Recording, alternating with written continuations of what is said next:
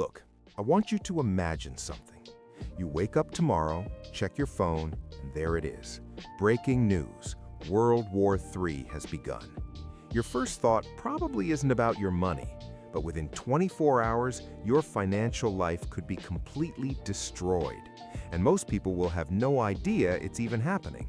I'm talking about your bank account, your savings, your ability to buy food. The scary part? The people who survive this financially aren't the ones with the most money. They're the ones who understand what happens in those first 24 hours. The first casualty isn't on a battlefield, it's your purchasing power. Historically, in the first day of a major war, currency values drop 15 to 30%. That $50,000 in your savings account, it's now worth $35,000 in real terms, before you've even finished your morning coffee. You might think, okay, but the number in my bank account is the same, and this is where people get wiped out. While you're looking at that number, gas stations are raising prices by the hour, and grocery stores are limiting purchases. Your cash is buying less and less every single minute. This triggers what researchers call the scarcity mindset cascade. It's responsible for more financial devastation than the war itself. It starts simply. Person A thinks I should get some cash and supplies just in case.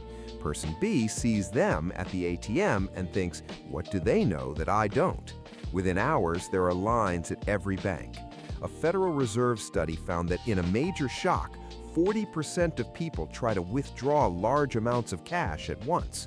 The problem is, banks don't have it. They literally can't give everyone their money.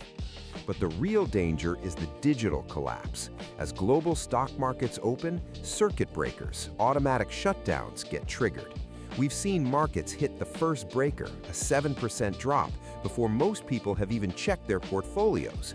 By lunch, your 401k could be down 20%. You've just lost years of gains in a matter of hours. And the worst part is the instinct to panic sell. By the time your order goes through, you're just locking in catastrophic losses at the absolute bottom. While everyone's focused on their accounts, a quiet disaster is unfolding. Global supply chains shut down. Container ships stop. Cargo planes are grounded. Modern grocery stores operate on just-in-time inventory, holding about 3 days' worth of food. When panic buying starts and supply chains freeze, those shelves empty in about 8 to 12 hours. The average household has maybe a week of food. Do the math. We're talking about genuine food scarcity in major cities in under 2 weeks. Look, here's the truth nobody wants to say. Wars create the largest wealth transfers in history, not from country to country, but from unprepared people to prepared people. While 90% are panic selling assets, a small few are buying them at a massive discount. While most watch their cash become worthless, others have already moved into hard assets like gold and silver, which typically surge in value. This isn't about being opportunistic, it's about understanding how money works under pressure. So, what do?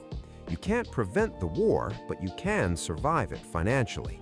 First, have a plan you can execute in 24 hours. This means having physical cash at home right now. Not $100, I'm talking $2,000 to $5,000 in small bills. When ATMs go dark, that cash is the difference between functioning and panicking.